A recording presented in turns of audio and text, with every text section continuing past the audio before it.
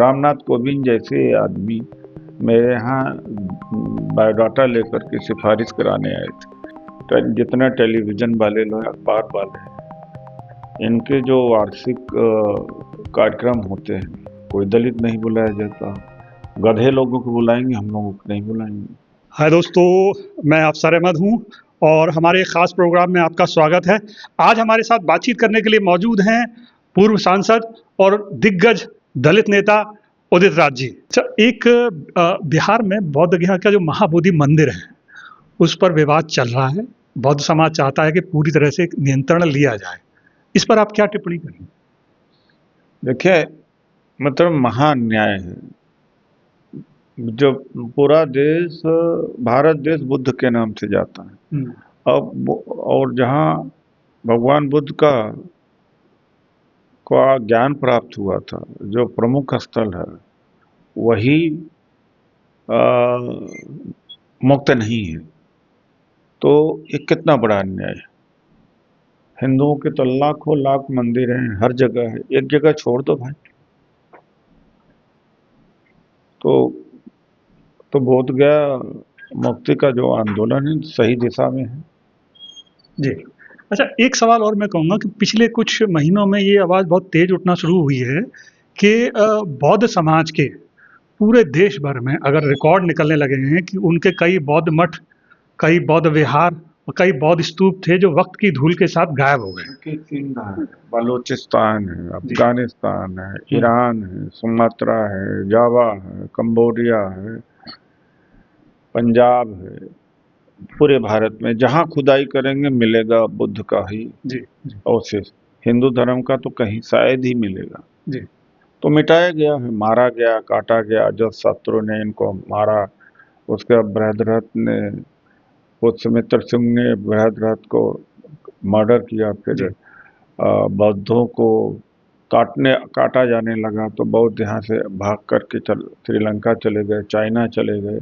एक लाभ हुआ कि यहाँ के जो बौद्ध भाग करके जान बचाने के लिए तिब्बत और चाइना गए, तो वहाँ कम से कम बुद्धिज्म फैल गया जी।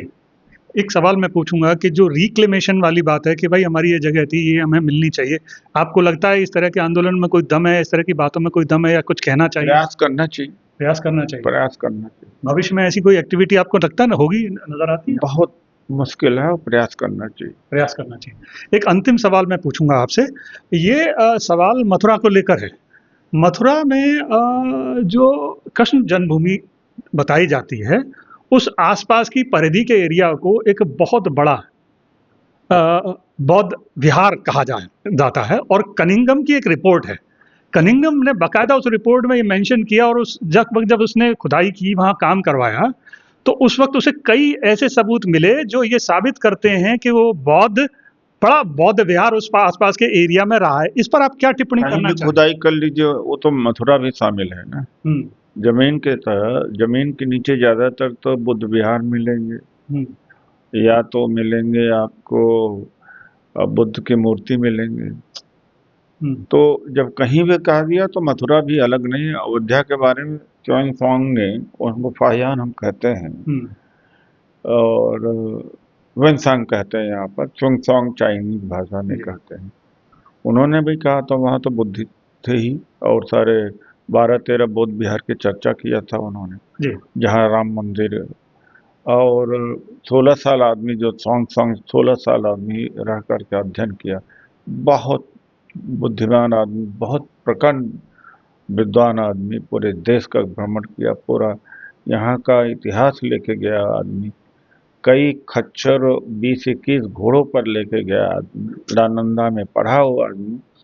और बहुत सारा चीज़ तो यहाँ का ख़त्म हो गया था। बौद्ध ज्ञान क्या है मिडवल हिस्ट्री में, या जब तक कि कनिंघम ने खुदाई नहीं किया, जब तक कि चाइनीज लिटरेचर से ट्रांसलेट होकर इंग्लिश में, इंग्लिश से ट्रांसलेट होकर यहाँ नहीं आया, पता ही नहीं था कि बुद्धिज्म था, यहाँ तक डिस्ट्रॉय किया गया था। जी जी जी।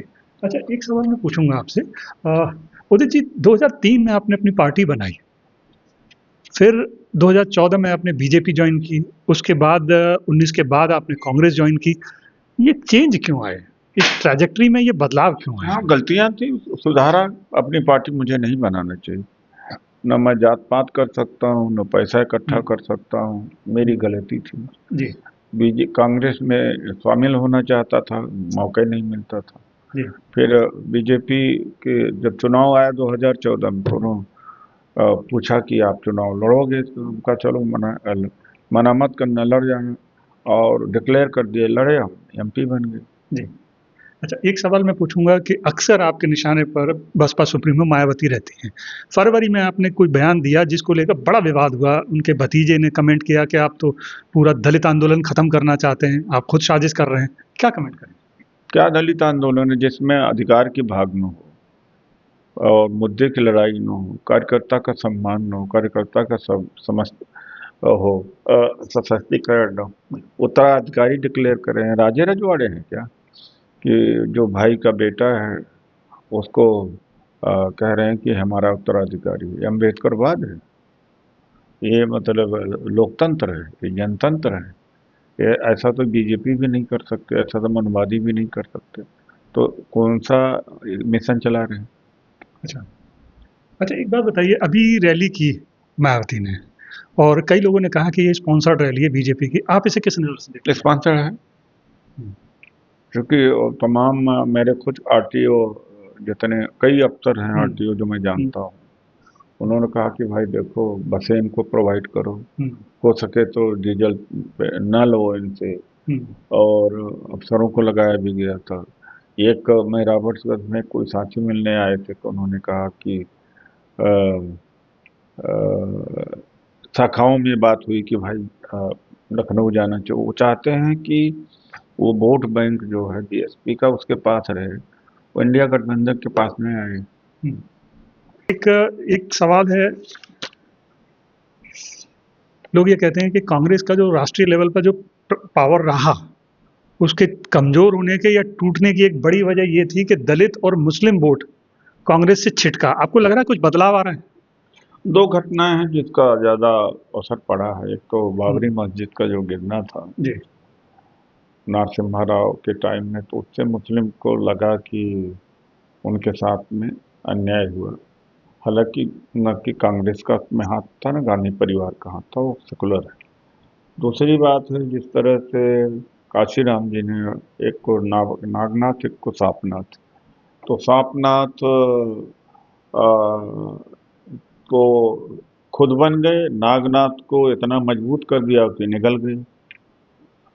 तो अब दोनों को तो गाली दोगे तो क्या होगा? तो आपका रक्षक कौन होगा? अच्छा, बीजेपी के इस 11-12 साल के मोदी शासन को आप किस नज़र से देखते हैं, दलित और अल्पसंख्यकों के अगर कॉन्टेक्स्ट में मैं पूछूं तो? 30 साल, 40 साल, 50 साल पहले ढकेल दिया। जहाँ दलित थे पहले खूब भर्तियां होती थी और स्कॉलरशिप मिलता था, कोटा परमिट मिलता था, भूमिहीनों को जमीन मिलती थी जी। और अत्याचार भी कम थे। और अब कहाँ रह गया? पहले ऐसा मुस्लिम को ऐसा लगता ही नहीं कि उनके साथ में कदम कदम पर भेदभाव होता था। और अभी क्या हुआ है कि सरकारी जो नौकरियां थी खत्म हुआ, ठेकेदारी प्रथा अलग कर दिया, और जो रिसोर्सेस हैं सरकार के, प्राइवेट प्रॉपर्टी है, पूंजीपतियों को दिया गया, जिसके वजह से नौकरियां समाप्त हो रही हैं, हर सेक्टर सौंप दिया जा रहा है।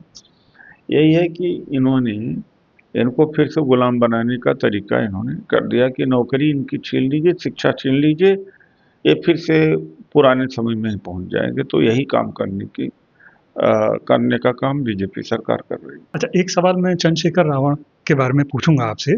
दलित राजनीति वो भी करते हैं, आप खुद एक बड़े लीडर हैं दलितों के, आप उनकी राजनीति को किस तरह से देखते हैं? आपको लगता है कि इसमें कुछ दिशात्मक बदलाव की जरूरत है? मैं कोई कमेंट नहीं करूंगा। अच्छा, सवाल ये है कि अभी आपने हाल ही में कहा कि एएसआई संदीप लाठर ने जो सुसाइड किया वो दरअसल एक साजिश प्रतीत होती है, ऐसा आपको क्यों लगता है? साजिश इसलिए लगता है कि वो आदमी कहता है कि बीजेपी की सरकार अच्छी है, शत्रुजीत कपूर डीजीपीओ अच्छे हैं, जो एसपी अच्छे हैं। तो जिस तरह से बीजेपी की सरकार घिर रही थी, वो पूरन कुमार के मामले में, तो एक तरह से वो सर्टिफिकेट दे रहा, सरकार को बचा रहा। अच्छा, एक तरफ तो ये बात है, और दूसरी तरफ ये बात है कि पूरन कुमार के ऊपर भ्रष्टाचार का आरोप लगा रहा है। जब आरोप लगा रहा है तो न जिंदा रहे तो भी जिंदा रहने की इच्छा शक्ति पैदा होती कि हम जो है इसको साक्ष्य देंगे और पूरन कुमार को दंड दिलवाएंगे। फिर उसने आत्महत्या क्यों कर ली जी? तो ये इसमें बहुत कह सकते हैं कि पूरा का पूरा मामले में बड़ा गहराई होती है, षड्यंत्र होता है। तो ऐसी परिस्थिति में ये जो हरियाणा का पूरा मामला है और लाठर का जो मामला है, तो लाठर को तो कोई आत्महत्या करने के लिए कोई जरूरत ही नहीं पड़ी। मैं वापस इस मुद्दे पे आऊँगा कि ये आपने जैसे बातचीत में थोड़ा सा एलैबोरेट भी किया कि एक तरह से गुटबाजी है, उस गुटबाजी का शिकार वो हुए हैं। थोड़ा सा ये बताएंगे क्या आपको लगता है कि हरियाणा में या लगभग सभी सरकारी महकमों में सिस्टम में जातिवाद बहुत ज़्यादा हावी है? किस नज़र से देखते हैं आप? जातिवाद तो हर जगह है, लेकिन यहाँ पर क्या है कि फाइनेंस भी इन्वॉल्व बहुत है जी। तो जैसे नॉर्थ इंडिया में हरियाणा, पंजाब एक रिच स्टेट है, और गुड़गांव, रोहतक, सोनीपत, पानीपत, फरीदाबाद ये बहुत ही रिच। यहाँ पर फाइनेंशियल क्राइम बहुत। अब कहाँ तक सच है कि तमाम सारे अधिकारी यहाँ पर 100 करोड़, 200 करोड़, 500, 1000 करोड़ के मालिक हैं। अभी जैसे शत्रुजीत कपूर के बारे में ही कहा जाता है कि इन्होंने इनके पास 1 करोड़ 60 या 70 लाख का किराया ही आता है, तो कहाँ से इतना धन आया है? तो वो भी इन्वॉल्व है। तो यहाँ पर दोनों फैक्टर है। जैसे यूपी बिहार में फाइनेंशियल फैक्टर इतना अधिक नहीं है जी, लेकिन यहाँ सोशल है, फाइनेंशियल है, और दूसरी बात है कि हरियाणा में एक मोहल्ले टाइप, एक पूरा प्रदेश ही ऐसा एक मोहल्ला जैसे टाइप का, और चूंकि वहाँ पर बीजेपी सरकार ने ऐसा कर दिया है कि सीएम की कोई पावर नहीं रह गई। तो वैसे भी मॉडल, मोदी मॉडल हर जगह है, लेकिन यहाँ ज्यादा ही है। आपको ऐसा क्यों लगता है? कि ब्यूरोक्रेट ऑपरेट कर रहे हैं, और ब्यूरोक्रेट या सेंटर, तो क्या होता है कि जो चुनी हुई सरकार है, जो चीफ मिनिस्टर है, वो फैसला नहीं ले पाता या तो मैसेज नहीं दे पा रहा, और लोगों को लगता है कि शासन प्रशासन को की बागडोर उसके पास में नहीं है, वो डिसेंट्रलाइज है। तो एक तरह से क्यास हो गया, पूरी तरह से अराजकता जैसा हो गया। अच्छा, एक सवाल मैं पूछूंगा, ये थोड़ा सा लाइन से हटके, लेकिन बार बार संघ प्रमुख मोहन भागवत ये कई मंचों से कह चुके हैं कि जाति भेदभाव समाप्त होना चाहिए। इस लाइन को और संघ प्रमुख के बयानों को आप किस नजर से देखते हैं? बार बार कहते हैं भ्रम पैदा करने के लिए, कंफ्यूज पैदा करने के लिए, ताकि लोग मुस्लिम न बन जाए, बुद्ध न बन जाए, ईसाई न बन जाए, लोगों को लगे कि देखिए तो जात पात में विश्वास करते नहीं हैं, ताकि लोग हिंदू धर्म में पड़े रहें, ताकि आरएसएस को लोग कहें कि ये तो जात पात मिटाने वाला संगठन है। करते कुछ नहीं है। जहाँ दलित उत्पीड़न है वहाँ नहीं जाएंगे, और रोटी बेटी का अगर हिंदू संगठन, हिंदू धर्म का सबसे बड़ा संगठन कर ठेका इन्हीं के पास है, तो इन्हें फिर ऐसी व्यवस्था करना चाहिए कि भाई छोड़ो जात पात खत्म करो, इनमें ताकत है जात पात खत्म करने का, वो नहीं करते, तो कहते रहते हैं। लेकिन कुल मिलाकर के इनका उद्देश्य है कि पुरानी व्यवस्था, मनुवादी व्यवस्था को वापस लौटाना, लेकिन लोगों को उलझा के रखना, फंसा के रखना, कंफ्यूज करके रखना। कि ये तो हमारे सब एक हैं, सारे हिंदू एक हैं। लेकिन अब 2014 से जिस तरह से गर्दनें काटी जा रही दलित का, ओबीसी का, आदिवासी का, उड़ा दिया गया है उसको, नौकरियां उसकी कम कर दी गई, सरकारी शिक्षा जो थी वो बहुत उसका स्तर नीचे गिर गया है, और प्राइवेट एजुकेशन महंगी भी कर दी गई है, और उसकी गुणवत्ता भी ज़्यादा हो गई। तो यहाँ पर SC ST OBC के लोग पहुँच ही नहीं सकते। तो ये कहने का मेरा मतलब है कि ऐसा बयान इसलिए देते हैं कि लोग कंफ्यूज रहें। अच्छा, ये 100 लोग, ये 10 लोग हैं तो 10 मुँह ही बात करेंगे, किसकी बात सही है किसकी बात नहीं है ये करते रहते हैं। तो ये स्थिति है। अच्छा, एक सवाल है, ये आपके शुरुआती कैरियर से लेकर आपका एक अच्छा कैरियर IRS के तौर पर, अफसर के तौर पर था, राजनीति में क्यों आना हुआ, क्यों टर्न किया आपने पॉलिटिक्स की ओर? कैरियर न राजनीति मैं समझता हूँ, न पॉलिटिक्स, न ब्यूरोक्रेसी समझता हूँ। देखो, आदमी को जीना चाहिए, खुशी से जीना चाहिए, और जिंदगी जीने के लिए और समाज के काम के लिए ये कैरियर को देख के नहीं देना। अगर कैरियर से ही हम देखते तो देश का राष्ट्रपति बड़े आराम से मैं बन जाता, क्योंकि रामनाथ कोविंद जैसे आदमी मेरे यहाँ बायोडाटा लेकर के सिफारिश कराने आए थे। तो कैरियर का तो मैंने कभी ध्यान नहीं दिया, न देता हूँ न दूंगा, कैरियर का ध्यान दूंगा। क्योंकि अगर कैरियर का ध्यान देंगे तो आप काम क्या कर सकते हैं ईमानदारी से। अच्छा, एक सवाल मैं पूछूंगा, ये कभी किसी मोड़ पे आपके पूरे जीवन में कभी आपको लगा कि आपके या आपके परिवार के साथ कोई जातिगत भेदभाव आपकी मतलब आपके धर्म या समाज को लेकर के आधार पर कभी किया गया, कोई इंसिडेंट आपकी मेमोरी में हो जो आपको बुरा लगता हो कि ये देखो, ये पूरा समाज में ऊपर से लेकर नीचे तक फैला हुआ है? रोज होता है जी।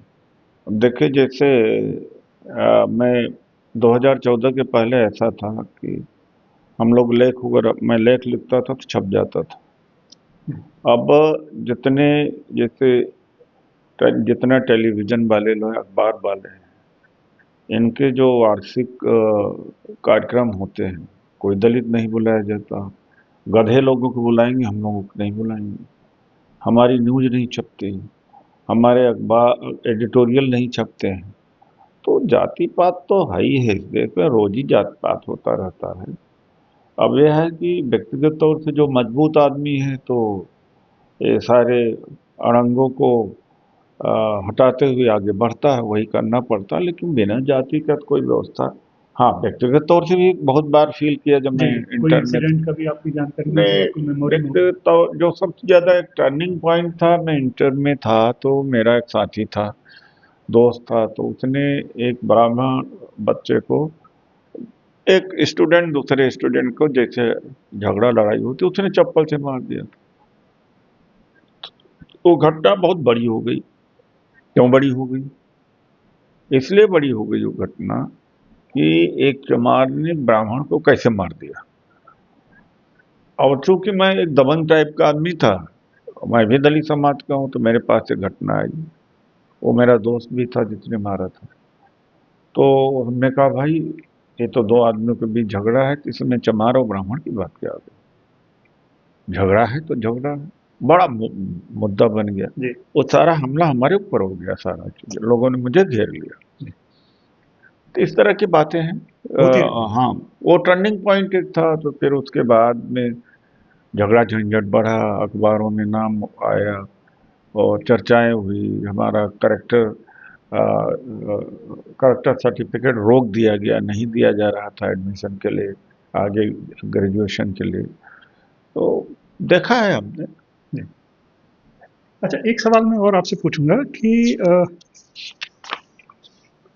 आपने कई मौकों पर कहा है कि काशीराम जी आपके प्रेरणा स्रोत रहे हैं, और जो उन्होंने सपना देखा था दलितों और अल्पसंख्यकों को मजबूत करने का, क्या आपको लगता है कि उसमें से कोई कुछ भी हिस्सा पूरा हो पाया? मैं सम्मान करता हूँ, प्रेरणा के स्रोत नहीं थे हमारे जी।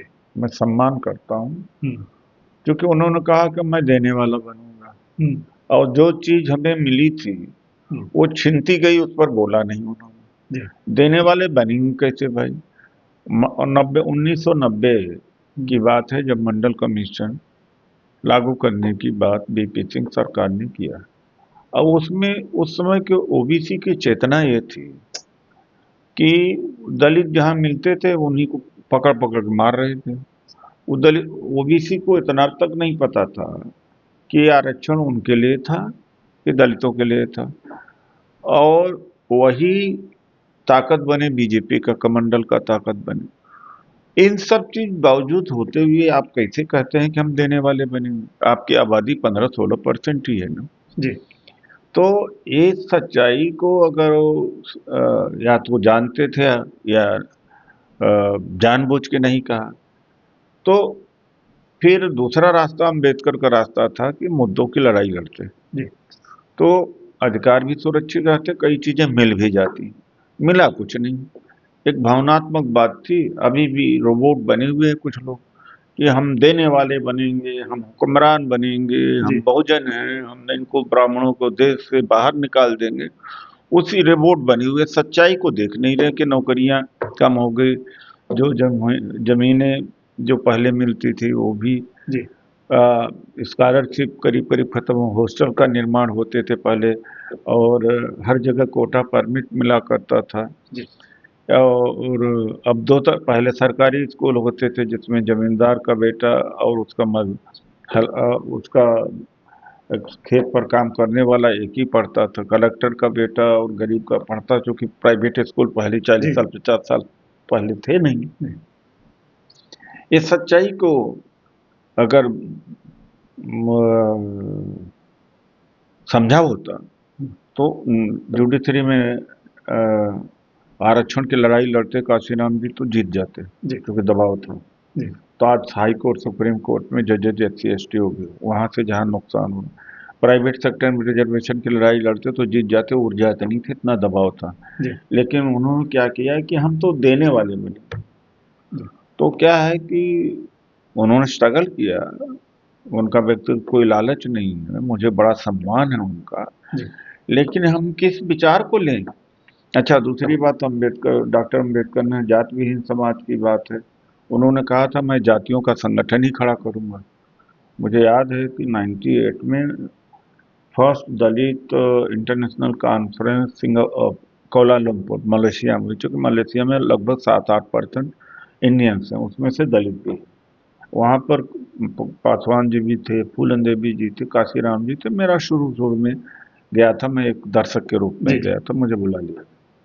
काशीराम जी ने कहा था मैं भारत में इतना जातिवाद कर दूंगा, इतना जातिवाद कर दूंगा कि ब्राह्मण ठाकुर चिल्लाने लगेंगे। वो जातिवाद से तो ब्राह्मण ठाकुर को तो नुकसान नहीं हुआ, दलितों में बंटवारा उल्टा हो गया, ओबीसी में बंटवारा उल्टा हो गया।